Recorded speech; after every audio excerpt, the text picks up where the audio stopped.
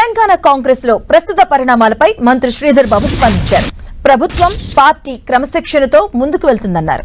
తాము నిర్ణయం తీసుకోవడానికి కాంగ్రెస్ ప్రాంతీయ పార్టీ కాదన్నారు.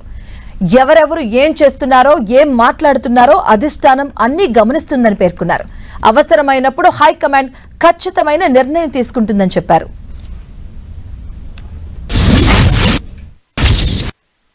ప్రభుత్వం పార్టీ క్రమశిక్షణతో ముందుకు వెళ్తా ఉంది.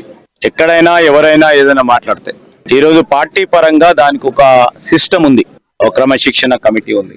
మా ప్రభుత్వానికి సంబంధించి అన్ని తీర్ల ఆలోచన చేసి మేము రీజనల్ పార్టీ కాదు, ఈ రోజు ఇక్కడ నిర్ణయం తీసుకొని కాదు, మేము సెంట్రల్ పార్టీ. మా అఖిల భారత కాంగ్రెస్ పార్టీ అన్ని కూడా చూస్తూ ఉంటది.